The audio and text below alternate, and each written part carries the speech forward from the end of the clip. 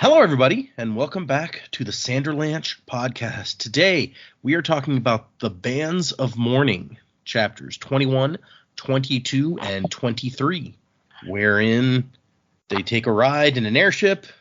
They see, they spot the party that Wax's uncle is moving in, and they discover an ancient temple high in the frozen mountains, where Melon gets crushed and stabbed, and various other things happen to her. So I'm Data, and with me is Jamie, Joe, and Dak. So hang on to something, everybody. The Sanderlanche is about to begin. Revolution holds us bound. Come on down to London town. Break your back for class and crown. Come on down to London town. Steam train running on a restless rail. Speeding right into the rising gale. Shovel harder 'cause we're on your tail. London's bloody cry. So yeah, 3 chapters and a broadsheet page. What did you guys think of these chapters? yeah, I thought they were pretty good. It's definitely not an area that I was kind of predicting that we would go. Yeah, it sort of changed things a little bit for me, but I like Alec. I think he's a bit of fun, and lots of cool information about the pendants that he can use for ferrochemical ability. The whole thing about the Lord Ruler, was it their sovereign? Is that what they were calling him? Yeah, the Sovereign. The sovereign. Yeah, I was like, wow, yeah, actually completely forgot to consider any people that were outside, basically Luthadel in the first book. It was like, well, if you weren't in that main area, that was it. We didn't really consider you, but interesting to sort of think about people that were outside that area. I was kind of grossed out by Melan's surgery on Marasai, but I think we sort of saw that coming from last week. But I'm glad Marasai's going to be okay. Telson, yeah, she's intense. I don't think I dislike her yet. I don't really know enough about her, but she's like kill. It's just weird how much she wants to grab the gun and off we go. I actually really enjoyed Wayne's chapter this week. Just some of his comments and observations. I feel like he wasn't super out there with anything he said, but just little comments like, Wax names them and I like his guns and I can never keep them straight, and what is Sterith doing riding all the time? And I thought that was enough to be humorous, but not enough to be like, oh, Wayne this week. So I enjoyed his perspective a little bit more. And yeah, now inside this temple of doom, effectively. Yes, it's lucky they've got someone who's immortal that can go ahead and set off all the traps and stuff, but it sounds like a long night for Melan. Yeah, that can't be fun. I'm so worried about my outfits being ruined. You know what? You've got bigger problems today. It's fine. We'll sort it out on the other side. And yeah, I agree with you. Like, Telson is odd. I don't feel like we're getting to know much more about her, even though we spend a little time kind of trying to. It's just she's like, I'm gonna kill him. Yeah, and I can almost kind of understand it as like her first response when we were like in the ship and at the site last week in the last chapters that we read, that were just like, yeah, I've got a shot, like, let's go, give me a gun, boom. Okay, you kind of maybe got a bit of adrenaline going in that instance because you've just seen your brother for the first time in how long, and there's a chance you're going to be free or something. I kind of get it there, but you've had a little bit of time to calm down a little bit now. Like, don't feel that your first reaction should be just to shoot everybody. So yeah, she's an odd one, all right. These chapters were okay. There's a lot of interesting little knowledge nuggets that we get, which is fun. I don't know. I don't know that I buy the Lord Ruler somehow coming back and being able to help these peoples. So I think there must be some kind of confusion between who this actually is, because as far as we know, no one's ever come back from being dead other than, nobody's come back from being dead. So it doesn't make a whole lot of sense. Like, people, so let's say Kelsier, for example, we know he didn't move on, right? He stayed in the cognitive realm and then asked preservation if he could be bound there. Yep. Whereas the Lord Ruler, in Secret History, we see him move on. So I just don't feel like I buy that it was the Lord Ruler. It doesn't make a lot of sense to me. But yeah, so I wasn't sure about that particular thing. I do like the airship stuff. It's really cool. I like the way they explain how it works. I'm definitely interested to learn more about this metal that blows up when you get it wet. Et metal, I think is what they call it, something like that. So definitely interested to know more about that. And let's see, what else do we have? I guess we've got these little bits of information. There is this real temple. Maybe the bands of mourning are there. I don't know. It's all pointing that way. But as far as Telson's concerned, I mean, I feel like this is a classic evil villain overcompensation. I'm going to be so angry at my would-be captors that I'm just going to like overcompensate and be like, I got to kill him. I'll never go back. He will never take me back. Classic overcompensation. So I feel like she is just really, she's doing the best. She's doing the biggest performance of her life. That's what's going on here. That's how I feel about it anyway. Okay. The lady doth protest too much, if you know what I'm saying. It just, it doesn't hold water for me. But yeah, it's good chapters though. I'm excited to see. We're like, I guess a little over 75% of the way through, so we're almost at the end. So excited to see how this little adventure winds up. Yeah, it's interesting the thing about the Lord Ruler, because that would be something new. Of course, I guess it's also important to remember that when this first came out, like Secret History was something that came out right after this. So when people originally read this, they didn't have that to reference necessarily. Right. So I'm right. Yeah. So it's very it's very interesting. The question of what exactly is going on there. It's like somebody's back from the dead. I really like these chapters. The temple bit especially. I'm just like, ooh, we're actually getting into some proper Indiana Jonesing now, and like I'm all about this. That's something we haven't really plumbed in this particular series so far. So, like that getting to the temple and all that sort of stuff. I'm just like, ooh, this is new. This is different. I'm enjoying this. Cool. Yeah. So like that's all good. I enjoyed learning more about Alec when he was talking about like the Lord Ruler and everything. I'm just like, that doesn't sound right. Oh, wait, is he talking about Marsh? Like, is Marsh down there posing as the Lord Ruler? It does sound that way with the one spike, but I don't know. Yeah, I don't know. Like, Marsh is still a known factor in these books, and people have mistaken him for the Lord Ruler before. Like, obviously, Alec's culture is very different to the one up at the top end of the planet, so it might not be a stretch. Like, they don't have the whole death connotations that Marsh has up here, so it's like, oh, yeah, no, that's just sovereign. He's great. Doesn't he mention death though to him? He mentions Iron Eyes. That was the thing that caught my attention. Is he mentions Iron Eyes to Alec, and Alec nods or something. Oh, I don't remember that bit. I must have missed that. I guess that might be my theory shot to pieces there, but that's all right. I agree with Joe. I think Telson is she's acting overly traumatized by a captive's experience, so that they are not suspecting her as being in on Suit's thing at all. I still think she is the villain here, but yeah, like I'm enjoying this. I do have a hell of a prediction for the end, but I guess we'll save that for then. Yeah, I really enjoyed these. These are probably among some of my favorite chapters of the book so far. Okay, I had to look it up while we were talking since you asked. He does not mention Iron Eyes. Nobody does to Alec, although they do. Marisai and Wax have a discussion where Iron Eyes comes up while they're in the ship, where I guess Alec could potentially overhear, but it doesn't, mention any reaction from him. Oh, okay. I guess I imagined it. But yeah, so there's I'm interested in Dax. Like, I got a big prediction for the end, so we're gonna have to wait. Don't forget to make that prediction then, because I want to. Oh, I won't. Trust me. This is as soon as I got to the end of these chapters, I'm just like, oh my god, there it is. Oh, okay. I bet I know. I bet I figured out based on that statement, like what kind of prediction it's going to be. Yeah, probably.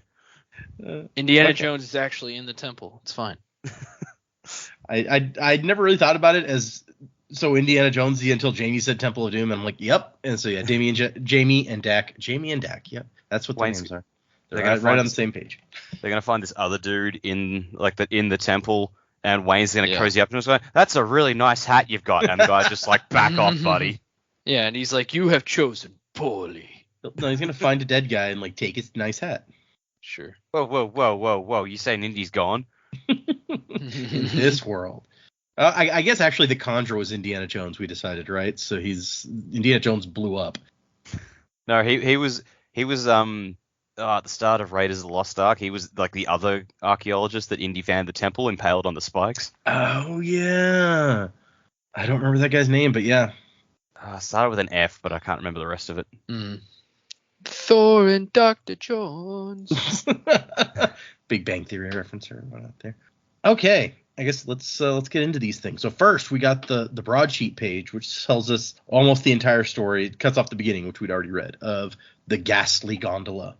And so a couple interesting little things that pop out, at least to me in here, is we got this guy with his weird like ghost gun thing, which the picture shows, and our main character, Nikki Savage, is a leecher, and it turns out that whatever weird glowy gun thing he's using, her leecher power can affect it, because she manages in the middle of the fight to reach out and grab it, and she says that it feels the same way it does when she's leeching metals away from somebody. She's drawing power out and sending it off somewhere else.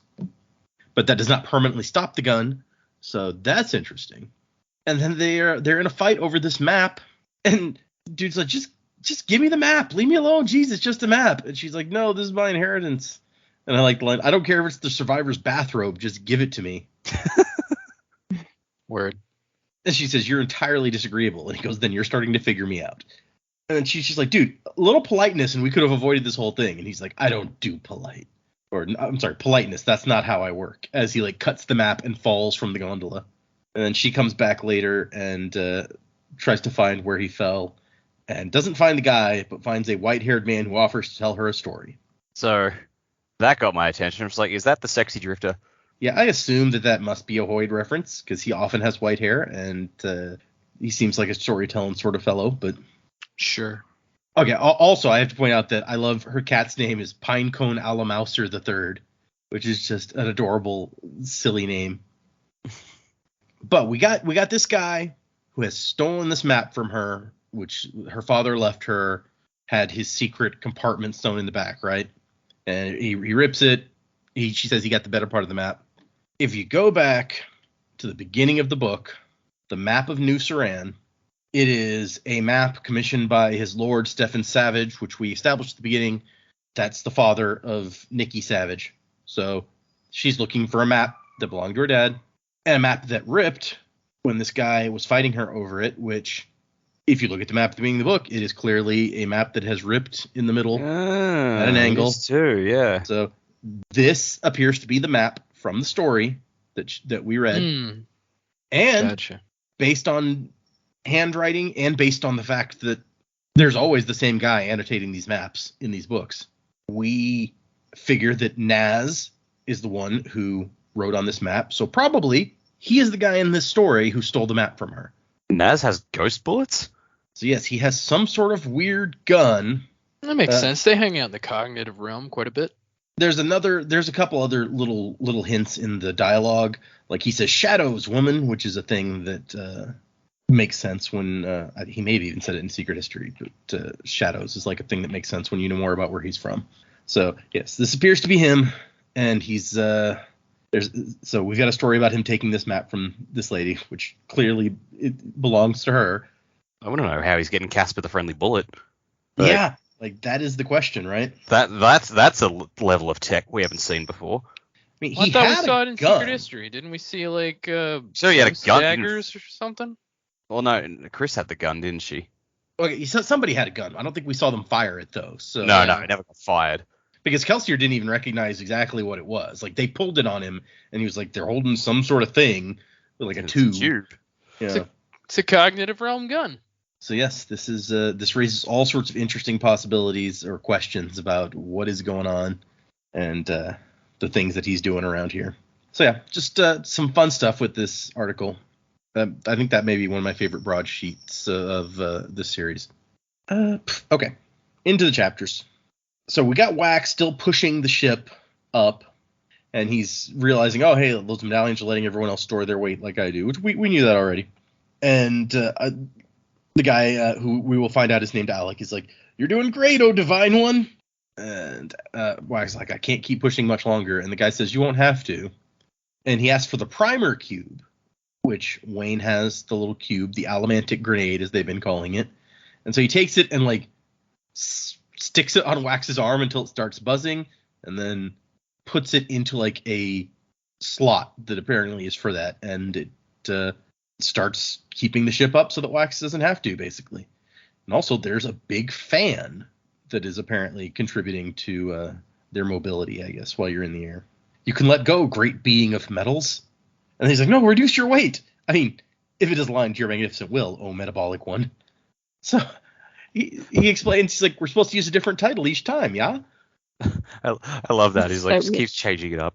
It's so weird. And I love how it gets, like, very reverent and then quite sarcastic. Yes, he's capable of both of those, and it's pretty funny. Yeah. Please don't launch a coin directly into my skull. I'm not insolent, just stupid. I feel like this is a problem you would run into, though. If you're really supposed to use a different one every time, then you're not going to be able to go very long without, like, starting to run out of things to say. Yeah, I guess maybe they so rarely meet these people like him that it's like, well, I don't really have an opportunity to say this many in a row. This is weird. I've prepared a number of them for, handshake meet and greet events, but not to sit in a ship for hours. Quick, bring me the Royal Thesaurus. We find out his name is Alec Neverfar. Great name. Great name. And let's see, what else? Oh, so yeah, he's like, okay, I'll be right back. And he jumps down and gets Steris, and Steris has, like, got everything packed up, got the horses ready to go. She's ready. And then he's like, no, yeah, just leave all that stuff, grab your packs, and let's get out of here. We found something better than horses. And apparently this little ship is called Wilg, because Alec's like, oh, 7 people and supplies? This is above the weight that Wilg is supposed to carry. So he's like, so where are we going? And Wax says Ellendale, and the guy's like, and where's that? Such a great line. He's like, yeah. And what is an Ellendale? And as he tries to explain it, Telson's like, no, we have to talk. And then there's, like, a big boom. He's like, crap, they do have a cannon. They're going to shoot us out of the sky. And so Telson says that there's some sort of weapon up in the mountains. Our uncle's heading that way. He's going to get it. And we need to beat him. She doesn't know much. She's like, he gets angry if I ask him about his work. He wanted me for one of his projects originally, but my age makes that impossible. So I guess she's no longer young enough for the Allomancy breeding project. If that's even what they're doing.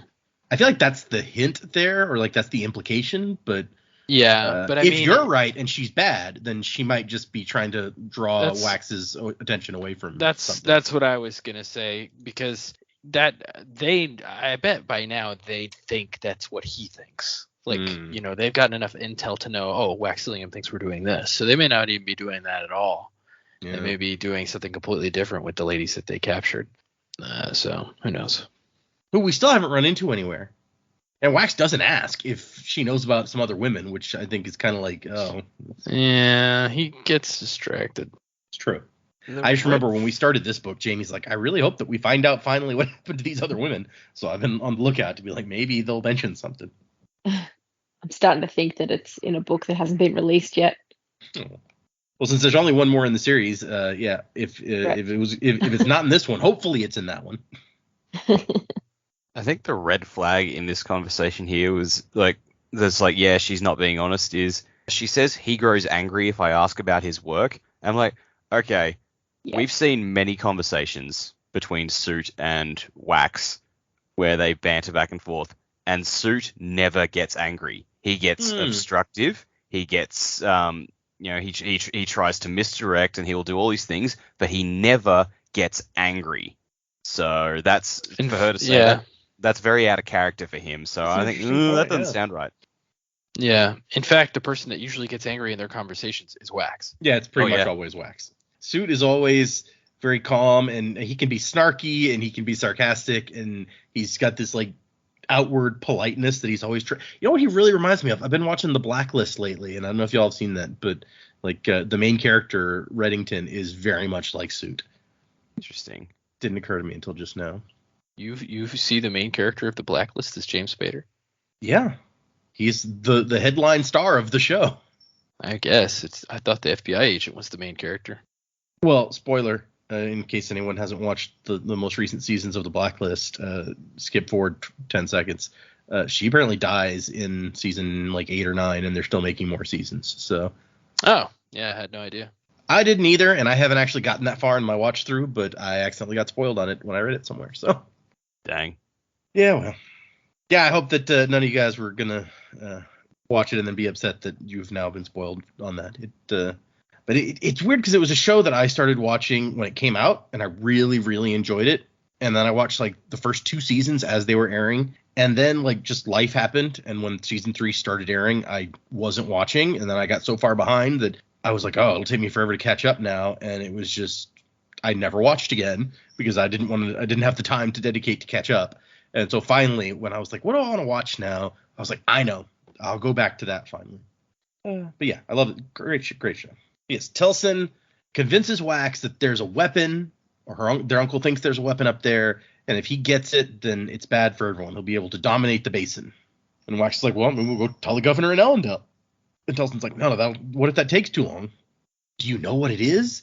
And Wax is like, yeah. Just looking at the medallion, like, yeah, so Ferrochemy or Allomancy that anyone can use.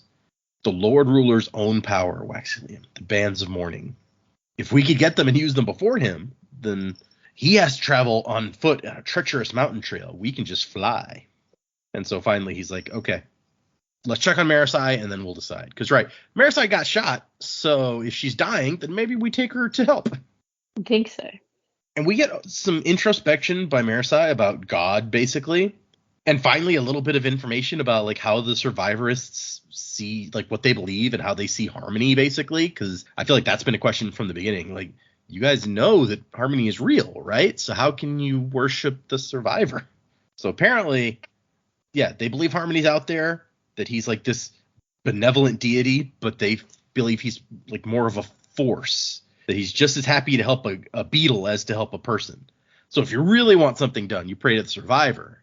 So that's an interesting, I guess they feel like the survivor cares about humanity more. Which, to be fair, might be true. I don't know. Yeah. I don't know if I'd say he cares about humanity more, but they're definitely bang on that he's more likely to act. That's a good point. Yeah. He did spark a revolution. Well, and Sazed has kind of told us that he can't do much because of like the opposing powers he holds. Yeah. Mm-hmm. And so Melon is doing sort of surgery, I guess, helping fix Marisai up.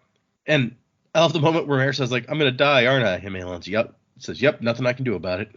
And then Melon explains to Wax, like, oh, yeah, so there was a hole in the intestines. Sewed that up with some cat gut I made from some spare intestines I had brewing.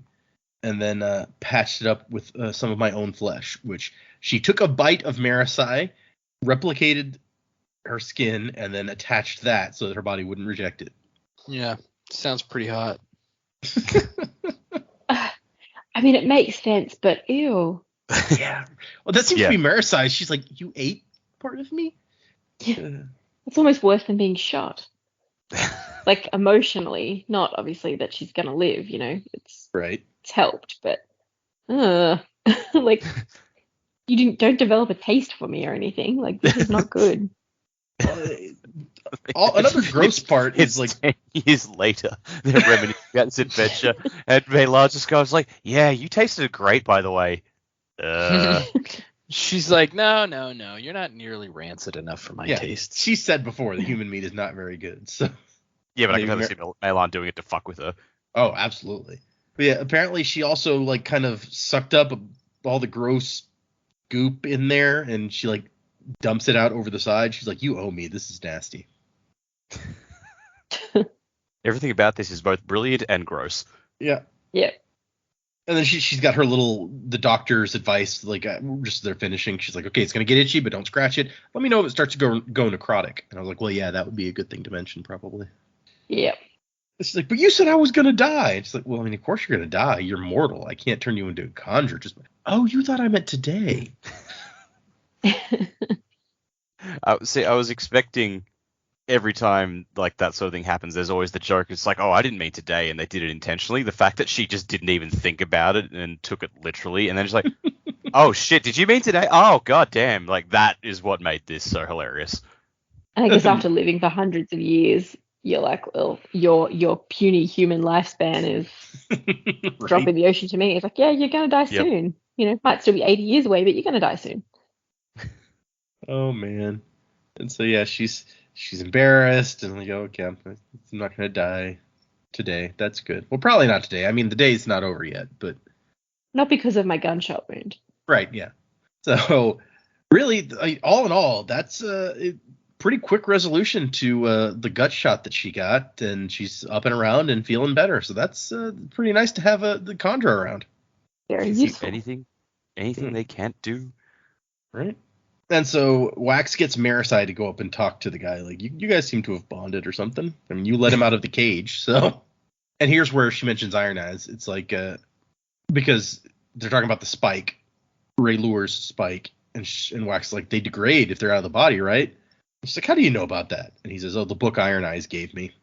And Melon says, oh, right, that. The Lord Mistborn was wrong to create that. And he's like, well, I read it, so whatever.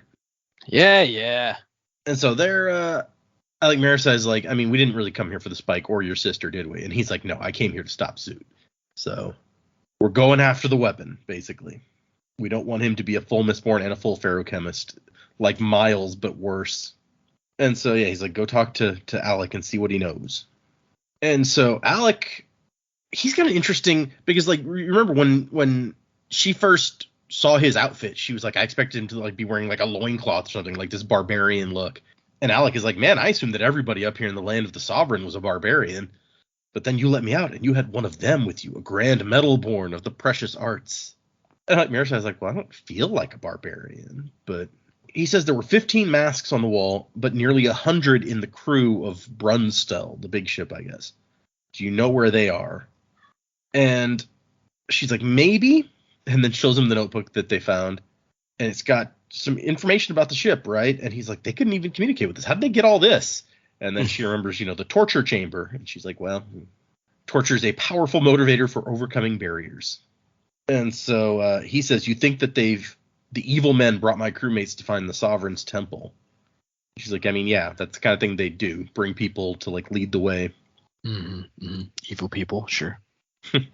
And so Alec's like, okay, well, I'm going after them. I mean, I'll drop you somewhere if you want, but because I don't want to piss off that one over there, Wax. But I got to find him. Smart guy. Then Wax is like, so who's the Sovereign? And he's like, well, surely he was not as great as you, remarkable one. And then he turns to Maricide. He's like, he's staring at me, isn't he? The Sovereign was our king from 3 centuries ago. He told us he was your king first and your god. And Wax is like, the Lord Ruler, but he died. And Alec's like, yeah, he told us about that. So 300 years ago, 330 exactly.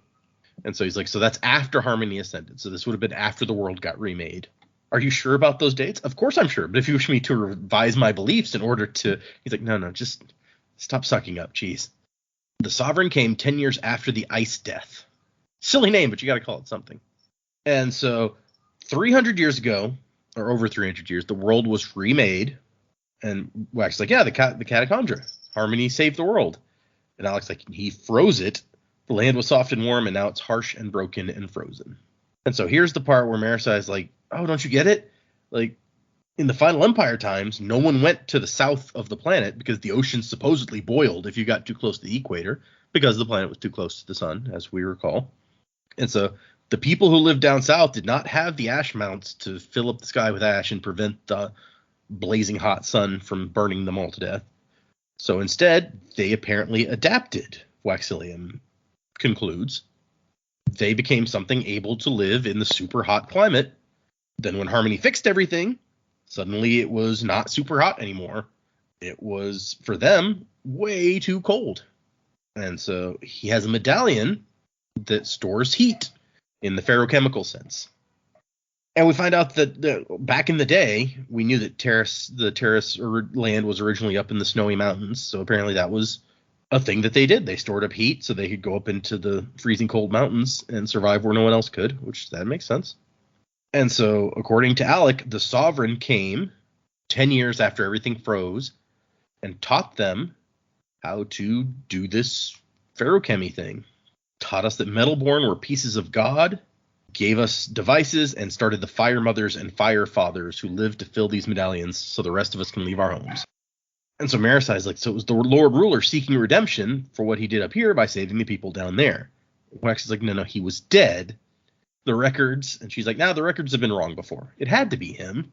I mean, the bands, right? Like, who else could have created the bands? Who could create the bands of mourning?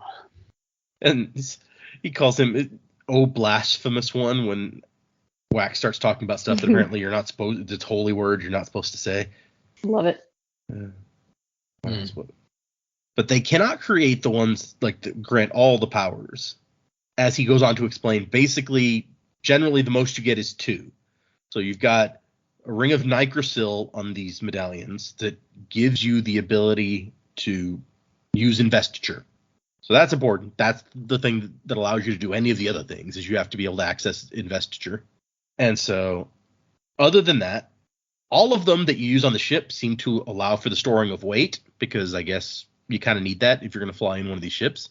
You need to be able to store your weight. So all of the medallions have the investiture, and all of these have the weight one. But the maximum you can have, in addition to the basic investiture, is 2. And he's like, I've seen like 3 before, but no one's ever been able to get up to 4. So he has to choose between weight and connection, which allows him, the connection allows him to talk to them, or weight and heat, which allows him to not feel like he's freezing to death. So that's a tough call. And Wax is like, well, why don't you just strap a bunch of them on? And this is when he gets all sarcastic, and he's like, oh, I'm sorry, great wise one. You're obviously very knowledgeable and know things none of us would ever think to try. And Wax is just like, shut up. So it doesn't work. And he's like, no, they interfere with each other. And so Wax is like, Wax figures out that they also came up here looking for the bands of mourning, the set of bracers that allows you to have all the powers. And Alec is kind of like, oh, crap, he figured it out. When the Sovereign left us, he took the bands with him along with his priests, although some of those eventually came back to tell us about this great journey. He had them build a temple in a hidden range of mountains and left the priests there with the bands to protect them until he returned. And that was dumb, yeah, because we really could use those to fight the deniers of masks. So apparently there's a group called the Deniers of Masks, whatever. He makes it clear that not you, you're just barbarians. They're really dangerous.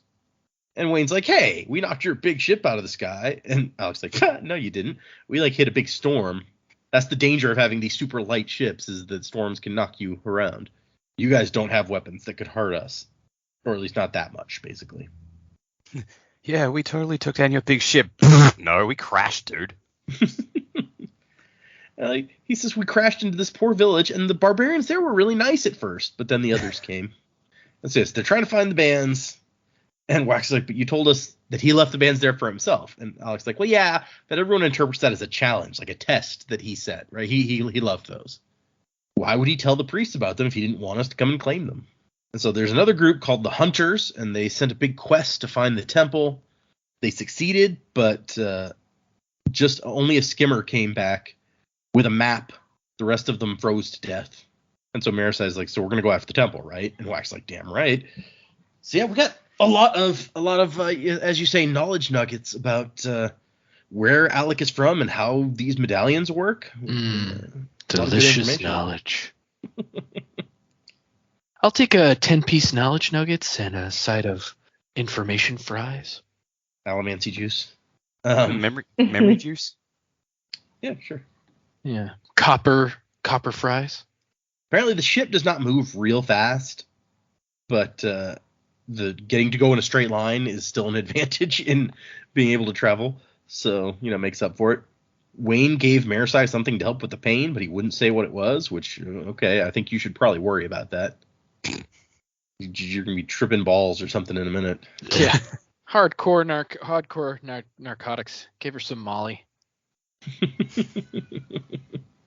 Water, ordinary water, mixed with a few drops of LSD.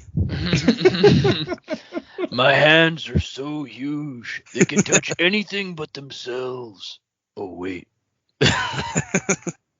And so he's telling her all about where he's from and how the Lord Ruler, the Sovereign, left behind the stuff for them, and how everyone there wears masks, but not everybody wears them the same way. Some of them change somewhat frequently, but other ones like change only once. The hunters supposedly grow into their masks somehow, which, geez, that sounds hardcore. Ugh. And then there's a group that used to be the kings before the world froze, and they've been cast down basically because they offended the Jägermeier, which is why everything went wrong. And so apparently the Jägermeier is, I guess, their god, their pantheon or whatever of gods or something from back in the day. There's Hare and his sister Fru, who's also his wife. She makes things stop, he makes them go, but neither can make life on their own. And she's like, oh, you got the same stories. That's ruin and preservation. They're harmony now. And he's like, yeah, I'm sorry, you don't know what you're talking about. They were always one, but always apart. Very, very complex. You wouldn't understand. And so he is a skimmer pilot, which I guess that worked out since they're in a skimmer that he needs to pilot for them. But he feels like being able to speak different languages comes in handy in that job, so he can wear other medallions, basically. And he gets very angry when she compares him to like a normal a low shipman, as he calls them, who swabs decks and ties ropes and does that sort of thing. You gotta be a lady or gentleman to work in the air. We throw people overboard for not knowing the proper dance moves. Yeah, dancing. It's very important. Okay, and so then they start talking about the special stone that fuels the ship. He doesn't have enough of it to get back to his own land in this little ship. The Et metal is what supports it. So yeah, this stone that explodes when it gets wet is called Et metal, and that's what they use for fuel apparently in these flying ships. And she's like, "What kind of metal explodes if you put it in water?" He's like, "That kind." Et metal. I just said it. Yeah. Am I talking to myself here? Are you listening at all? Jeez. And there's an interesting discussion about, like, she's like, we're going to find your friends. We're going to send you all back home. And he's like, really? You think your people are just going to let us fly away in our ship that they have no technology, anything like? And then she tries to reason, like, no, we'll figure it out.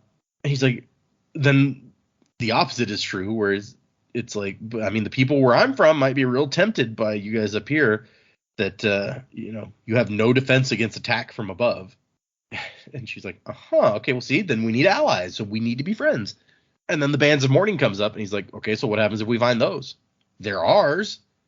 I don't think your metal-born lord over there is going to let them slip away from him.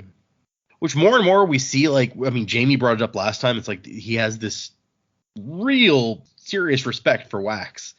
And either doesn't know that Marasai is also a metal-born or doesn't care as much. Like, he's not as impressed with her. Maybe because she can't, like, shoot a coin through his head. Yeah.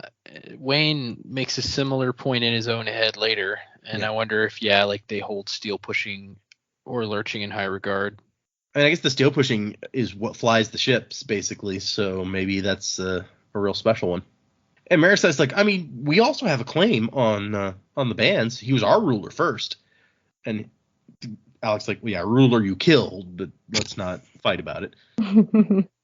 Could have just taken him out of his body when he was lying on the floor there, but you didn't, so you had your chance. Although, as we established, we talked about before, they did. Technically, Vin rips them off and shoots them out the window to kill him in the first place, right? Yeah, true. But then later, they find them and they melt them down. So they kind of did. Mm-hmm. Didn't do a very good job of that, apparently. Anyway. And so apparently that hunter ship came up here with big old Et metal bombs that were supposed to blow up the temple. Apparently they did not succeed, although Wax has some other ideas about that later. And then Marasai's like, oh man, like she has him switch back to the heat one because he's freezing. And so she's like, oh, why didn't I think of this? And so she tries to use the language one, and it doesn't work. And the guy has to explain to her. He's like, no, it stores connection. So when you tap the connection, you have to connect to something. It connects to the place where you are and makes your soul think you were raised in this place instead. And so your language changes. That sounds familiar. Yeah. Making your soul think that its past was different than, we've seen something like that before. Interesting. Oh, wait, no, the other thing. Tedious. Like, they even explain why he has an accent despite the connection. And so Marisai's like, man, that's weird. But Wax is over here like, no, yeah, it makes complete sense. They spot down below them a bunch of light. And it's like, oh, it must be like a village. And Wax is like, no, this area is uninhabited. That's Suit and his expedition. Wake the others. And we get Wayne's perspective, where he was upset because he was having a great dream where he was the king of the dogs, with a crown shaped like a bowl and everything. It's got to have a fancy hat. Exactly, yeah. Wayne can't not have Sure. But also, like, if it's shaped like a bowl, does that mean he keeps his snacks in there? Maybe. And so it's like, Wax is like, man, I bet that they left on their expedition and pushed towards it as soon as they found out what happened, like, because they know we're coming. And Telson's like, I want that gun, I'm going to shoot him. And Wax is like, you're not going to make a shot like that from here. I don't even know if I can. And she's like, I want him dead. And then as they're kind of all leaning out, looking down at the party, and they're trying to come back in, they get tangled up, and Wayne accidentally kicks one of the packs out right on top of... it hits one of the guys down there in the head. And Telson's like, what did you do? And Wayne's like, I'm so... And I like Marisai, she's like, what did Wayne do now? Well, Not you my know. fault. Wax woke me up too soon, put me off balance. Immediately Things tried happen, to man. blame Wax. Yeah. Wayne just... not Things my fall fault. out of airships. Yeah, things fall out of airships around Wax. You know this. Wayne, it's the just first remember- time we've ever been in an airship. Don't tell me how to think. Just remember, anything I do wrong is because of Wax, because he's the one who brought me. You That's literally true. stowaway. Yeah, anything I do, you can trace back to Wax, because he found me. And he let me walker his horse around. That was True. the thing that happened. So he's like, okay. And here's where Wayne like stares in her notebook and is like, she's taking notes? What's wrong with that woman? He just has to be mean to Steris, even in his own head. And so Wax is like, okay, get us out of here. And then they very quickly make their way up to and spot the temple, which means that they're probably not very far ahead of these guys. And they bring the ship in for a landing. It's not the smoothest landing ever, but he's like, well, landing is difficult. And Marisai's like, I mean, technically, it's probably the easiest thing as long as you're not picky. Oh, does Marisai say that? I thought Meilon says it. No, that's Marisai. And then they go out into the snow, some very deep snow. And Wayne's like, man, why does snow crunch? It's made of water, not cereal flakes. It's just the weirdest random observation. It's like, of all the things he could compare to, cereal? What has he And done then to me Wax's going- pantry? Wayne, you have a point. Why is it crunching? Big blocks of ice, you idiot. And there's a moment where Marisai's like almost blown away because she forgot to stop filling the weight metal mind. And he's like, yeah, rookie mistake. And then Wax has everybody get back, and he like buries the ship in the snow. And Wayne's like, yeah, good, nice. So I guess they don't want Suits people to find it. And here's where Wayne walks up to the guy, and he's like, you know, I'm an Alamancer too. I mean, you seem to have like this whole religious thing with them and all. So I just want you to know, in case you want somebody to worship, I'm here. Got speed bubbles, you know. You can give me one of those fancy titles, handsome one, smart one, guy with a great hat. And the guy says nothing. And Wayne's like, this is not fair. Wax doesn't want you to worship him, but you got to worship someone, so why not me? And Marisai's finally like, he can't understand you. He's warming himself. I just want to know what's going through Alex's head. He's like, man, this guy just won't shut the fuck up. It's probably exactly what's going through his head. He's just like, why is he spouting gibberish at me? He knows I can't understand him, right? Why does he keep flapping his arms and pointing at his hat? Yeah, well, what does that matter? Wayne says, well, when he gets his brain back, someone tell him I'm a god, all right? And Wax has apparently been listening, because he's like, yeah, will do. And they find the ship that the hunters sent. And he's like, oh, so this ship was sent to destroy the place. Looks like they didn't succeed. That's good for us. And Marisai comments, or Wayne comments, rather. It's like, your sister is kind of, and Marisai says, severe? And Wayne says, I was going to say bonkers. So I'm not sure yet if it's the good kind or the bad kind of bonkers. And Wax is like, no, it'll be fine. She's been through a lot. We'll get her some doctors. She'll get better. And Wayne's like, well, I mean, if she gets better, she won't fit in with us anymore. But which isn't that true? Yeah. No, he's got a point there. As long as she's not evil, she might be useful. But I think my favorite bit of Wayne perspective is his opinion on statues, where they see a big statue, and he's like, this is a weird place for a statue. But I guess actually the statues back in Ellendale, a million birds are always crapping on them. So maybe this is the best place to keep your statue. If you want to keep your statue clean, the middle of nowhere is the place to do it. Yeah. You want a clean statue? I got just the place. I can't argue with his logic here. Right? Yeah. Yeah, no, he's got a point. It made sense for the first time, Wayne. How do you know it's a good place for a statue? It ain't got shit all over it. That's how you know it's a statue of a king. Yeah. But no, so it is, the statue has a spike in one eye, just like the coin that Wax got from Hoyd. So, and Wax is like, I mean, if this was built by the Lord Ruler, why'd he make a statue of himself with one spike in his eye? And he's got a spear with like the head touching the ground. And Wax says it must be aluminum because I don't see any allomantic lines. That's expensive. And Marisai says the Lord Ruler was run through with 3 spears by the Lord Mistborn's testimony. 1 stabbed by a beggar for the poverty, 1 by a worker for the slavery, the last by a prince for the lords he corrupted, but spears didn't hurt him. Which is not at all accurate, No. but is the kind of mythological thing that would happen. Yeah, it's a lot more impressive than bullshit. just some random dudes just stabbed him as he walked past. I actually, after reading this time, I was like, I gotta go remind myself what actually happened. So in the fight where he kills Kelsier, one of the soldiers they recruited, originally a Ska, I guess, or I mean, he was a Ska still, but originally like a Ska worker that they've recruited, who is now one of the soldiers that they've trained. He runs up, stabs the Lord Ruler with a spear. The Lord Ruler pays absolutely no attention. Same guy gets another spear from one of his friends, stabs the Lord Ruler again, and then the Lord Ruler like tosses him back and the Inquisitors chop him up. And then the Lord Ruler takes one of those spears out of his own body after he smacks the shit out of Kelsier and stabs Kelsier with it. Oh, so Spook couldn't even get the number right. Apparently not. Fucking Spook. Dude, he's the fucking worst, let me tell you. And then Wayne is like, he's thinking like, aluminum, huh? Well, that's probably worth a lot of money. And he says to Milan, like, I've been thinking. So, like, the place is abandoned, right? So none of the stuff belongs to anyone. Milan's like, well, I mean, a lot of people would probably claim it, but ownership is going to be tough to prove. And we go, and she says, so I'd say don't touch anything anyway. Like, oh, okay. And so he goes up and he notices that it's only the spearhead that's metal, not the shaft. The shaft is made of wood. So despite what Wax just said, but he's like, pokes the spearhead with his toe, hits it with his heel, then he hits it with a rock, and finally he twists it a few times to get it loose. And he's like, oh, it was practically hanging free. I mean, Sophie Tarcell, the inventor, she needs more money. So here we go. Oh, Wayne, this guy. Mm. And so Wax is like, okay, so we found the place for certain, as if the statue was not enough evidence. But they find the actual, like, image, the mural that Raylor had copied with the picture of the bands. So they're like, okay, this is where he went, clearly.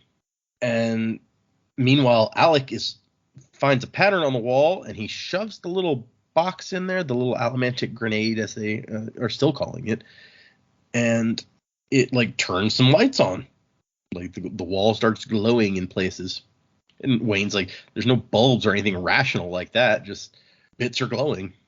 And it turns out that that is enough light to show them some bodies laying in pools of frozen blood. And Wayne's like, they really went far to give this place a creepy look. And Max is like, yeah, I don't think the bodies are part of the decor, but.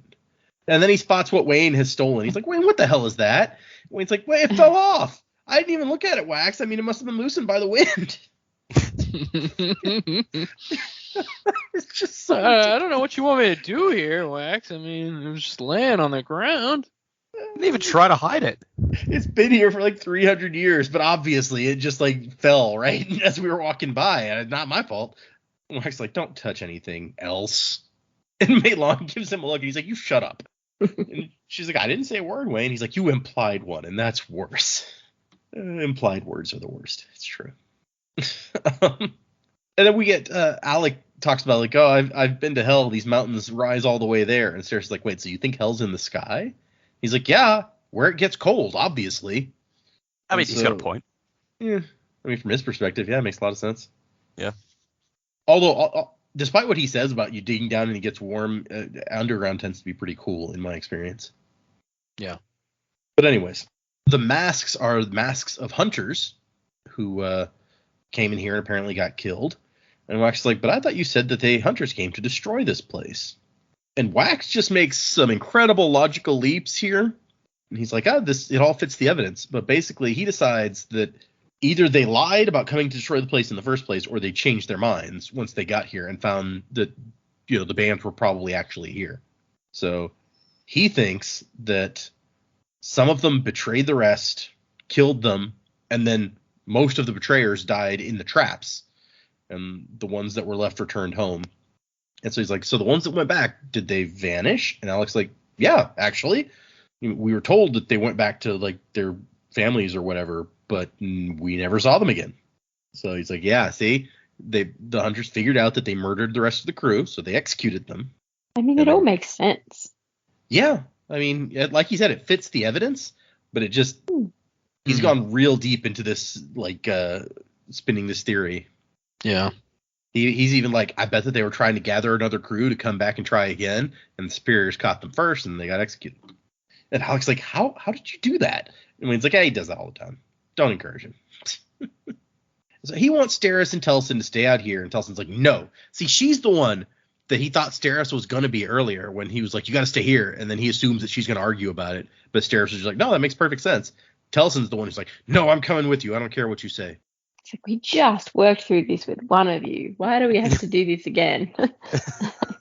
Meanwhile, Steris is like, I'll hang out here and watch our backs. Yeah. Sister's the worst, am I right? And so Wax tells Wayne, keep an eye on Steris. And then Marasai, you keep an eye on him. Make sure he doesn't steal any more shit, probably. Basically. Yeah. Alec is like, no. I mean, I know that I'm just the lowly pilot and everything, but you're going to go in there? Do you not see the corpses? And Wax is like, no, it's fine. Melon? And she says, yeah, on it. And Alec doesn't.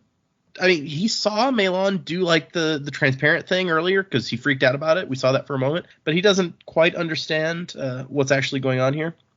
Melon just steps forward, hits a pressure plate, and a spear launches out of a hole in the wall right through her torso. And she's like, man, this is going to ruin my wardrobe. And Alec is once again like, what the fuck is going on? And Wax's traps are less threatening when you have an immortal with you. I mean, Elon's like, unless they have explosives, like don't mess around. Don't let me lose a spike. Alec must really be thinking, who the hell are these people? What the hell are these people? But she's mostly annoyed about the clothing, and Wayne's like, you could take it off. And she thinks for a second, she's like, yeah, okay.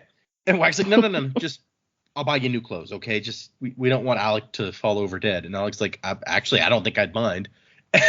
And Wayne says, good man, knew I liked you.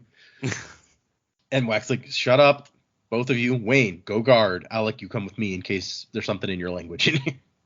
And so yeah, she keeps going forward, and there's a big, large spiked log that swings out and crushes her against a wall. And we end with Wayne being like, you know what? She might be even better at the Black Watch double stomp than I am. So I guess maybe this is the new Black Watch double stomp, since they didn't actually have a description of that yet. I find it interesting here that, we're going into all this like Alec is just like, what the fuck is all this? Not once do we see Telson just going like, you guys have a faceless immortal with you? What the shit? That's a really interesting point, actually. I guess there could have been a conversation while we weren't paying attention. She could have even heard what Melon was doing on the ship when she's helping Marasai, because it's not that big a ship. But yeah, that's a good point. Yeah, like as far as we know, she's never once addressed it. It's like, guys, what the fuck? Yeah, she's yeah. I mean, come on, she's secret bad guy. Come on. Oh yeah, like Sura's already told us, like, yeah, apparently they have Candace hanging out with them now. And she's just like, oh, okay. Forget your long lost brother suddenly showing up. A faceless immortal should be the real surprise here. Yeah. It's like, they have Kendra now? They have Kendra now. Okay, well, that is the end of our chapters. Let us do some predicments. What is going on? What's going to happen? Are they going to find the bands of mourning in the ancient temple? Will there be explosions along the way to stop Melan? Okay, so let's start with, will they find the bands of mourning? I'm going to say yes. I think. Yes. Okay. Will there be explosions? Yes. I'm gonna start with I'm gonna try my hand at some real wild theories today, because I'm not good with the wild ones really, but let's see how we go. So Telfin, I put forward that yes, she's secret bad guy. We've already done that, but what if she's also secret Kendra? Ooh. Wow, that would So be. she, I mean, really messed up for Wax again. The first place my head goes to is, but Secret Candor is a book 2 thing. Yeah, you're not allowed to have them in book 3s. That's possible. Maybe it's a second last book of the series thing. Yeah, okay. Okay, but perhaps why she's not surprised or disgusted by any of the Kendra activity. And yeah, maybe Telson, she was kidnapped and killed, but then eaten and reformed as a Kendra. So thinking maybe that's a thing that could be there. It would be a really great way to plant someone in Wax's crew and sort of have control over them. So I think that I like that idea. My other fairly wild one. Okay, so who is the sovereign? I feel like there's too many hints in here that are like, oh no, it's the Lord Ruler. He was your king before. Okay, but we did see the Lord Ruler move on, and he was very much like, you know what, I'm done. I'm out. I don't want to go back to this thing. I gave it my go. You guys all sort yourself out. I'm finished with you. So I can't imagine the Lord Ruler being like, yeah, I'm going to come back here. The bands of mourning were supposedly melted down after the Lord Ruler was killed to use the adium, or to get the adium out or something to use that. And I think we talked about earlier in the book that what if they weren't melted down, and what if they were put into other objects or something? Okay, what if they weren't put into other objects, or even if they were, it doesn't matter. But who would be likely to have them when maybe they should have been destroyed? What if Spook is our sovereign? Oh. Ooh. So he was their king before. He was there, like he was the king before they were his king. They speak a different language. And Yep. Oh no! Surely it's not High Imperial though. Maybe it's High Imperial evolved. There's got to be a fancy version of High Imperial, because they've, now they're kicking people out of airships because they don't know dances, right? Sounds like an all thing to do. Okay. I don't like this. I don't like where this is going.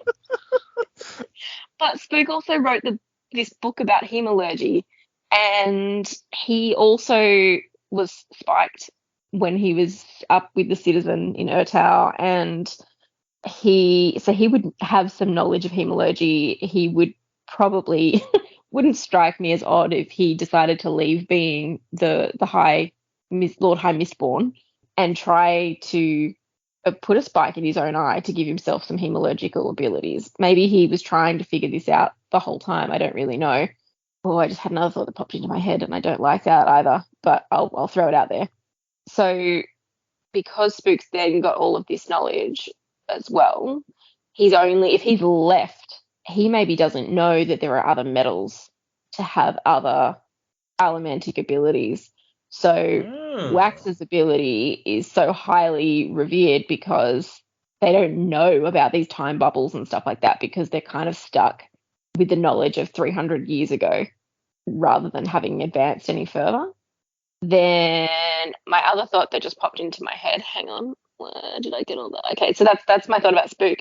What if Spook uncovered an ability, which he may have done, but it could extend his life? What if Spook is Wax's uncle? Ooh. Ooh. That would certainly be weird. He's collecting his own descendants in the first book. That's very meta. Ugh. Mhm. Yeah. Wow. I mean, I they don't know did why he say. would do that necessarily. I mean, we know he extended his life a bit because he ruled for 100 years, so Yeah. Mm. he could have just pulled a Supposedly. vanishing act. Yeah, but also he wrote Yeah. that, the Lord Ruler was spiked by 3 people, and who knows what he really Mm. did. Anyway, they're True. just my kind of wild thoughts today. Can't trust that spook guy. Who knows what actually happened? Wild No, it just strikes me as thoughts. something he would do. Yeah. But really, Lord Mistborn. Oh, my other thought was because the conventicle of Saran, it was Saran, wasn't it? Yes. Yeah, I was getting kind of those sorts of vibes, but then they put light in there now. Like it was all dark and gloomy, and maybe he's trying to, I don't know, reform the conventicle. If the world got reformed, maybe it could still be the conventicle of Saran, but it's somewhere else Ah. up in the mountains. And then they Could be stuck the a same statue kind up of there. place. Oh, yeah. I feel Mhm. like you were going to hide the bands of mourning, perhaps in a place that's hemalurgy heavy might be a place to do it if Yeah. you were so inclined to put all that together. That makes a lot of sense. I really like that. And we're not too terribly far from New Saran, so you got a whole Yeah. Anyway, that's all I've got today. Enjoy that. I like this. We've got. I think that's the third theory so far about who the sovereign might be, because obviously you got the Lord Ruler's possibility. We mentioned Marsh earlier, and now we got Spook. Mm-hmm. And I think I got a different one. This is the so I'll start at the Bands of Mourning thing because that's the question you asked. I think this is because this idea just tickled me to no end. I think we've already found the Bands of Mourning. I think that the tip of that spear that Wayne pulled off the. You beat me to it. Oh, I were you knew gonna that was say going to be Dak's. I knew that was Dak's theory because Yep. Dak has been on the lookout the whole book. He's like, they're going to come across something. I It's going know. to secretly be the Bands of Mourning. So Yes. as soon as he said, he's like, they found that thing, and I was like, I know what he's going to predict. Yeah. No, I took that to heart when Dak said that, and I've been looking out too. And as soon as as soon as Wayne pulled that thing off, I was like, Wayne is Spook? Oh my god. Yeah, no. As soon as Wayne pulled that thing off, I was like, Use women are about it, even.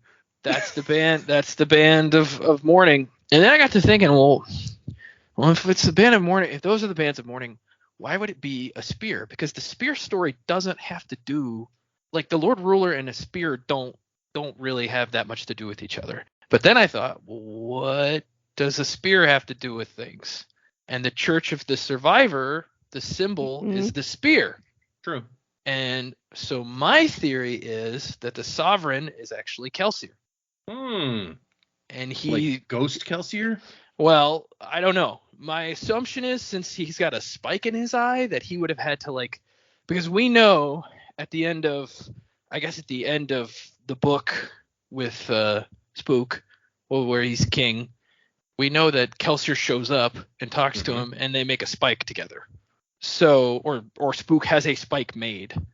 Oh, yeah, he had a spike made and put it in his ears, and then he could see Kelsier. Is what happened. Yeah, right, okay. so he could see Kelsier. So I assume Spook wrote this whole big book on hemalurgy. My assumption is some way they found a way to bind Kelsier to the regular realm. Maybe the spike is what does that. I don't know why it has to go through his eye, but whatever. And it may be as simple as not as simple because it sounds like it'd be pretty complex, but maybe his soul is bound to a human body through connection. I don't especially since he apparently the sovereign passed his knowledge of connection on to these peoples in the South. So maybe somehow his cognitive soul is being bound to a body by use of the spike. Or maybe the spike is simply there to give him ferrochemical abilities because we know he didn't have those before. But maybe that's what the bands are doing. I don't know. But yeah, that's my theory because the spear is very prominent and then the bands are the tip of the spear. And again, like I said, it doesn't make sense to me as a symbol for the Lord Ruler. And all the other things we've said, like we saw him move on in Secret History. To me, it makes more sense that it could be Kelsier. Okay. Because we know he was trying to come back in some way. And maybe he's now left those behind because he found some other super magic-y way of doing something. Or maybe he's gone completely at this point, 300 years later. But Yeah, he could have gotten bored of being alive. Yeah. And moved on. Yeah. so this is where I'm taking it even a step further than I've gone already, because as I kept thinking about this, I kept thinking of trying to connect different dots here. So the next part of my theory is, because we talked about how Miles' 100 Lives, a lot of his rhetoric and stuff was almost Kelsier-like. Mhm. And it's like basically, nobility, all these people are disgusting, we should get rid of them, blah blah blah. Yeah. What if Kelsier is actually Trell? Oh. And if Kelsier was Trell, maybe he's become a shard. If Trell is a shard, or Interesting. a sliver, or whatever. Wow. These other shards came down, just like, I want to see what Addie and Laros are doing. And instead, Yeah. he finds Harmony. He's like, who the fuck are you? And Harmony's like, oh, watch out behind you. And Kelsey just punches him. And it's like, taking this. Punches him in Yeah. the face. That's His Kelsey mission to as well. punch every god is coming Kelsier's true. thing. Yeah. So that's my way out theory. But I'm at least gonna say it would at least tickle me if the tip of the spear was the Bands of Mourning, at the very least. That other stuff, it could be Marsh. I feel like that's too on the nose with the one spike thing, especially because, when we saw him, he obviously has 2 spikes again. Right. If it was just after the Final Empire collapsed, Right. though, he had Yes. one at a time. Yeah. True. But I actually really, I almost hope Jamie's is correct, because it would just give me more reason to not like Spook. So who knows? But that's those are my theories. See, if I had my druthers, as it were, I want Kelsier to have gone off into the Cosmere on a quest to like punch all gods. Sure. That's what I want him to be doing, but who knows? Kelsier, God Puncher. He tracks down Hoyd and says, "You're gonna be my boat to the gods." This is revenge for what was that guy's name? Stanky. Spanky. Yeah. Spanky. Yep. You remember me I from will the Well of avenge you, Ascension? Spanky. Yeah, you remember me from the Well of Ascension, bitch? Punch.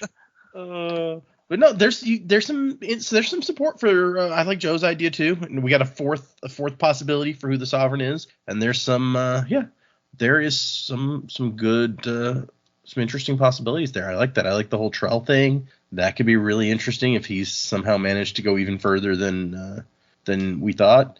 Sure. Kelsier is the man. Yep. And the other parts fit too, where he was like, I was a king and I was a god.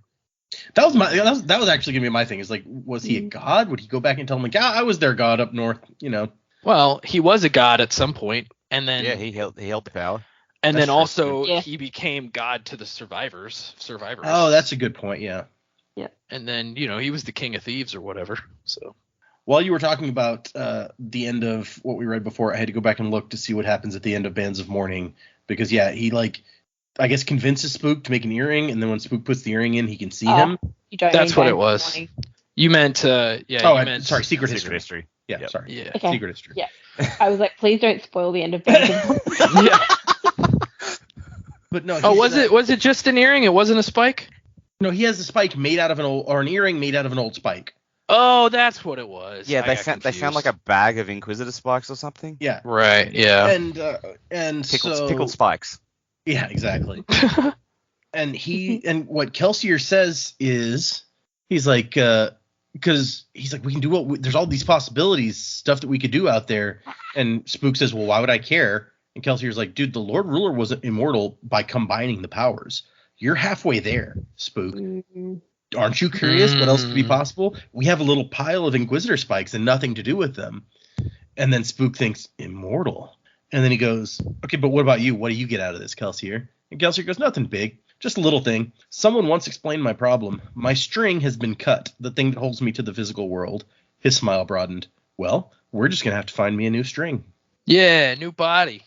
So I think that supports onto both it. Jamie and Joe's theories, because we got Kelsier trying to convince Spook to maybe use some spikes to become immortal, and we've got Kelsier saying he needs a new string. So interesting possibilities there. Yep. Immortality. It's a real Dragon Balls moment. First immortality, Then the bitches. bitches. Yeah. Speaking of DBZ Abridged, they've actually started doing commentary of their episodes now, That's and it's meta. actually pretty good. Okay, might look into that. Yeah, it's not on their regular channel. I think it's on like Team 4-Star Bento Box or something like that. But yeah, Interesting. Okay. Okay, Sure. Dak. He stole your big theory, but please go ahead. sorry, that's okay. Dak. You should have gone first. My bad.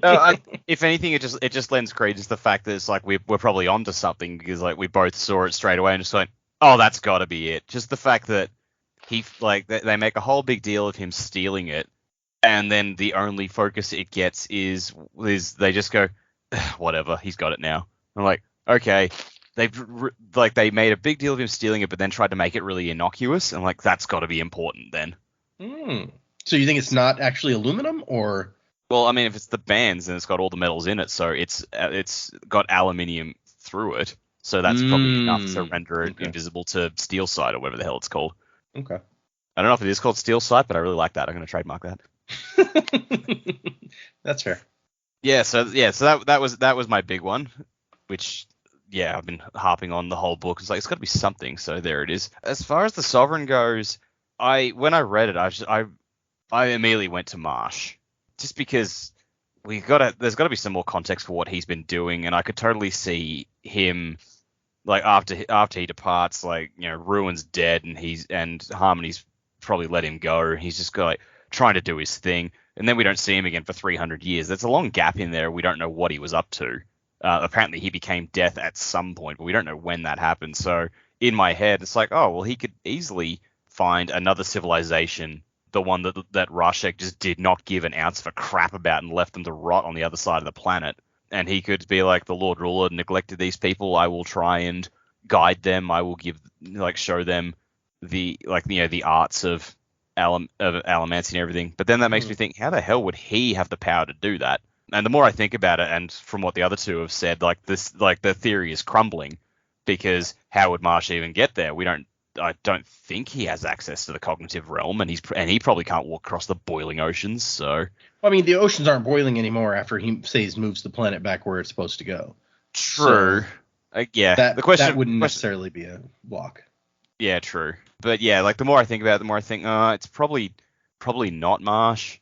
And like it could just be me wanting it because like Marsh is one of my favorite characters and I want to do more with him. I want to see more of him. I want to know more of what he's been doing. So that's probably me projecting that onto this situation. The one spike through the eye, like again, it's like that's got to be a Marsh reference. But then I'm like, well, if they saw him enough to get one spike through the eye, why is the statue not full of spikes? Why is it not very obviously an Inquisitor statue? Surely, if it was Marsh, they would have been a bit more accurate with that. So, there's that. So, it's probably not a statue of Marsh, which means it probably wasn't him. In which case, I'll have to defer to either of the other two theories on that, because I think both Jamie and Joe, like, their Kelsier and Spook theories are absolute blinders. I love them both. So, I don't know which I want to be true, but yeah. The whole lot of ramble for saying, like, I got nothing. Now you got me picturing, because I mean, you assume that the statue would be pretty accurate because the guy, whoever the Sovereign was, he came up here supposedly with his priests and presumably had them build this statue of him. Now I'm just imagining like either Kelsier or Spook just like standing there posing. Which I could 100% see both of them doing. Yeah. I should also point out, like, part of my thinking on this is on our version of the book, like this, I presume it's this statue that's on the cover. Yeah, And, that would make sense, right? I don't have that cover. What is Yeah, that? Is it the Australian cover or what it's the cover? UK is it? UK version? cover, yeah. UK. Okay. It's got a Bands picture of Mourning cover. We talked about this like when the book started, I think. It's like there's a statue and we think that's Wayne at the bottom. Yeah, Oh, that's right. I don't think it can be the exact, because this guy appears to be holding a cane and he doesn't have a spike in his eye that I can see. That's true, yeah. It's about like, yeah, the accuracy of this picture notwithstanding, I've probably been a bit influenced by that picture. Whether or not I should have been is another matter, but yeah, and just the fact that the thing that threw me is like, well, this statue has hair. Like, Marsh don't got no hair. Nope. I don't know that any of the people that we imagine would be wearing a suit like this, but maybe they would. I mean, Yeah, there's no spike in the eye either, though. Yeah. no. I mean, you could make the argument that like the cane is potentially a spear of some sort, Yeah. but Yeah, I don't know. Yeah, but it doesn't come down to like a spearhead type point either. Although I guess this could be after Wayne stole it. Well, that's it. We say, oh, that's probably Wayne standing at the bottom because it appears he's holding a cane, but he could be holding the spearhead in the picture. It could be a very long spearhead. Or another theory about this cover is that this actually happens in the epilogue, maybe. And Wayne That's true, decides that he should get himself a statue commissioned out of Miller with their trumpets on it. And so it's Wayne standing under a statue of Wayne. This guy's also neither of them is wearing a hat though. So now I'm like, I don't think either of them can be Wayne. There's no hat. Yeah, good Wayne point. would definitely have a hat. Yeah, and if he was going to have a statue made of himself, that statue would have a hat. 100%. Yeah, that is 100% true. Interesting. Okay. So yeah, we've got an interesting new mystery that I guess just cropped up this week because we never heard the Sovereign before. We saw the guy on the coin that had one spike in his eye, right? But that was presumably that's supposed to be the same guy, but we didn't know anything about who that was. So those coins, those are obviously we were seeing those long before we knew about the ship and Alec and the people on it and everything. So we're just like, that's kind of weird. We don't know what that's about, but we presume those coins are all tied to them now that we know that. Correct? That's the assumption. Well, one would think. I mean, because we got the description of the coin as having the two different metals on it, right? Yeah. Because then that makes me think, all right, I know this probably won't get answered in the book. What the hell is Hoyt's stake in this? Because he made a point of showing up specifically to lob a coin at Wax's head. So, yeah. Ooh. But I know we're not going to get an answer to it, but I'm just like, what's his game here? The coin doesn't seem to be the same as the medallions in that we've never heard it mentioned that the medallions have like a picture of a dude on it with a spike in his eye, right? But true. It seems like they must be related in some way because even just from the statue, like this statue was made by those people from the South of dude with one spike in his eye. And I think the symbols on the coin were the same as these other symbols too. So yeah, it does seem like they're related. Maybe the coin is their actual money and the medallions are just look similar. Yeah. As you talk about the picture of their king, their god, with one spike through his eye, and my thought immediately goes just like, man, maybe that's why Marsh has two now, because if you found out Kelsey had to have a spike put through his eye to tie him to the material world or whatever it's called, and Marsh is like, oh fuck no, I'm not looking like him again, and puts the spike back through his other eye. I love that it's like a brotherly jealousy or something, or a rivalry just out thing. Of spite, it's like, no, I will have my own identity, damn it. While I like that idea, I think the point of putting the other spike back in is to regain all of his powers, because essentially that makes him immortal as well. Oh yeah, I know. I just thought it was funny. Random. Here is from the graphic audio version of the Bands of Mourning. Here's a picture which I assume is supposed to be Alec. Let me find our chat so you guys can see what they're depicting him like. Okay, we have two emails that I wanted to read this time, so let me pull those up real quick. Terrifying. Right? I mean, I guess the fact that it's just the black eyes straight through, but I guess that's part of their thing. Okay. Yeah, okay. The first one is from Thomas, or Tommy TZ in Discord. Hi, Data, Joe, Jamie, and Dak. And then the title is Hi from New Zealand again. I was enjoying the ideas you had about the origins of the names in the set. Most of the crew went with the idea that the names come from cards or poker. My suggestion is that they come from mathematics. Set theory is a branch of mathematics, and a study of number patterns is often called sequences and series. Arrays are another mathematical structure used in a few places and also commonly seen in programming. The only odd one out for me is suit, but I'll let that one slide. What other names do you think might fit? I'd like to see Lady Matrix or Mr. Union. Shut up, Digit. You integral, you. Yeah. Gigabyte. Now that'd be a sweet name. This is Mr. Integer. We don't talk to him. An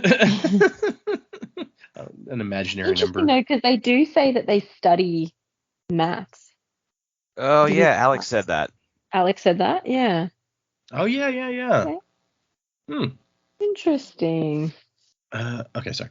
I know Data is going to read The Lost Metal on his own to preserve the format of the show with him being the ringleader. However, I would have loved to see a new chapter of the show where all four of you are in the dark together, and Data can join in on the theory crafting without Joe remarking that it's all a bit disingenuous since he already knows everything. I think we've discussed that at length. No, Data refuses to do that. Well, and I mean, let's even if we did do the Lost Metal right when it came out next month or month after next, sorry, I still couldn't necessarily theorycraft on the same level because I've read all the other stuff in the Cosmere. So we'd have to get through all of the Cosmere Yeah. before we'd be at the point where I could make theories without potentially having more information. Could we do it for a short story or something maybe sometime? I have actually thought of that because I mentioned maybe last time that there's stuff that's currently out only in audiobook that he's done. There's a couple of things, and I haven't read them because I can't do audiobooks. So if they were to come out in a readable format, then we could totally do one of those like that. Although I don't think there's anything Cosmere out in that. So you can't do theories on the same level if it's not a Cosmere thing. But Yeah, true. yeah, I mean, at some point we might be able to read something where it's my first time also if it's something like that. We'll have to see. Or I mean, someday when we've read through everything and something new comes out, then maybe. But that's a long way off. So he says, thank you for bringing joy every week to my Monday evenings and Tuesday mornings. Also, shout out to Dak and Jamie for being my fellow Anzacs. They bring a style of banter that's very relatable from what I hear at home. Classic. You're welcome, man. Your Yeah, loyal anytime. fan in Aotearoa. New Zealand. Yeah, that's Aroa, I that's think. the like. Oh, Yeah, that's we've the talked about that native before. name. We have talked about yeah, it's that. the native name for New Zealand. Because when my wife and I were in Hawaii and we went to the Polynesian like cultural center, they kept saying that name, and I was like, wait, on the map that's New Zealand. And my wife leans over, and was like, yeah, that's what they call it. I was like, oh. Thank you, Thomas. Our other email is from Brandon, and it says, so glad I found your podcast. Wait, Sanderson? No. We all went there. Yeah, I did not even I mean, if you consider just that, say but yeah, no. Brandon, I mean, come on. It says, hey guys, I just started reading The Final Empire a couple of weeks ago, which that tells you it's probably not Brandon, but or Sanderson. But and now I'm you nearly may never done. have read his book before. I don't know. I'm nearly done with Well of Ascension. Partway through The Final Empire, I found your show, and I must say I thoroughly enjoy reading the chapters and listening to the corresponding podcast throughout my day. It's been great reading along with you guys and hearing how all your thoughts line up with mine. I'm trying to catch up to the book you're reading now. It might take a bit before I hear my email come up on the podcast, if you're even still reading them every week, that is. But that's fine. Just wanted to say you guys are all awesome. I'll be writing out the Sanderlanche for a while. Brandon. Well, hello from the world of tomorrow. Well, by the time you hear this, it'll be the world of a long time ago, bro. That's true. Okay. Hello from the world of of yesterday. Yeah. But I love that. I love people reading the books for the first time and deciding to go along with the podcast. That's awesome. Yeah, props to you. It will be difficult to do, but if you've got all of those episodes out, at least you can just get straight into them. So Right. good job. Brandon, you have to let us know if you follow along with the same reading order that we do, because you got like Secret History and a debatable spot. Some people like to leave it till after this book that we're currently reading. So I'll be interested to, because if you decide to leave that one for later, then we might spoil it from all our discussion in subsequent episodes. That would be sad. True. Yeah, we bring it up a lot. It's kind of relevant to the things that we talk about. Yeah. Yeah, it's a good little read, that Secret History. Okay, so yeah, other than the ones. Presumably, when he gets to this episode and hears his email, like he will know one way or the other. Yep, that's what I'm saying. Like, write it, let us know when you get to this point. If you stuck it out for 100 and there's gonna be 20 episodes. I think this is our 120th. Wow. But yeah, so we have two more, but they're for later in the book, so we'll get to those eventually someday. But if anyone would like to send us emails, the address is thesanderlanche@gmail.com. You can find us on Instagram and Facebook and Patreon and Twitter, all sorts of places. For the next episode of Bands of Mourning, we are reading 4 chapters, 24, 25, 26, 27. So that'll be, we've only 3 episodes left in this book, so that'll be a big chunk of what's left. There are 31 chapters and an epilogue in this book. So after these 4, that'll leave us with 4 chapters and an epilogue. Does that mean that it's Sanderlanche time? Maybe. I guess it is. I mean, Gotta be getting close. right? Yeah. Man, 3 more episodes. Seems so close, and yet somehow so far. All right. A lot can still happen in 3 episodes. It's true. Mm. Yeah, lives can change in 3 episodes. That's for sure. Yeah. Oh, goodness. So, okay, we don't have any new patrons, no new reviews, so none of that to go through. Music by Miracle of Sound. Throw that out there. And remember that Joe and I are going to be at the Dragonsteel Minicon in November, so we may have the plan is that we're going to have something. We still haven't decided exactly what that we're going to hand out. We'll have some sort of I'll have to have some sort of identifying way for you to find us and be like, hey, I know you. Give me stuff. Yeah. You'll know it's me. Maybe I have lots of ridiculous hats from various trips to Disney World and places. Maybe I'll just wear a crazy hat. Sure. We'll see. Sure. You could just get your own shirt made, and it could just be like, ask me about volcanoes. Yeah. That was one of If the you shirt know, designs you that know. we have. Yeah. Yeah. Ask me about my volcano theory was like the Mhm. very first shirt that I tried to get designed. That Yeah. didn't go well. No, it did not. I was just picturing you both wearing shirts that say Sanderlanche on the front and on the back say staff. Joe's Let's see idea your was just fuck spook. Yeah. That No, would be no, on no, no, what no. we handed out. You know those like no smoking signs, like the red circle with the line diagonally through it? Yeah, like that's Yeah. a spook, but like with that. Yeah. Somebody in the Discord pointed out, because Joe was like, I guess, I'll just wear a blindfold to avoid spoilers. Someone was like, if Joe goes to the convention wearing a blindfold, he'll be inadvertently cosplaying as Spook. Oh Oh no! Never. I'll wear 2 eye patches instead. Joe can just go around with his blindfold on being like, I know why you're sad. Yeah. That's how you'll know it's me. I'll walk up creepily, stand behind you, and say, Get I thrown know why out you're immediately. sad. Yep. Yeah. Oh, gosh. So, yes, I know why you're sad. It's if okay. you're going to be there in November, keep listening, because we will tell you how to find us, and we'll have hopefully something to hand out. Other than that, like I said, 4 chapters for the next episode that we do on this, and for people following along, like Brandon was doing, I'm impressed. That's awesome. I love hearing that. That's one of my favorite things. So if you're following along, 4 chapters. I was like, maybe you should email Brandon and say you're going to be at this convention, just in case he goes. Yeah, that's true. He won't know about it. Yeah, because that's like when I get to spots in one of my favorite podcasts and they're like, hey, we got these really cool hockey jerseys. And I was like, ooh, I want to buy one of those. And then I'm like, wait, this was 2 years ago. Yep. And then I go to their website and they've been sold out for like a year. Or it's like free giveaway. If you comment on this episode, you could be entered for a Yeah, drawing. nah. Yep. Never works out, does it? We really appreciate our listeners, our patrons, the people sending in emails. It's all awesome. We love you guys. And wuzzing to the time of next. Colo?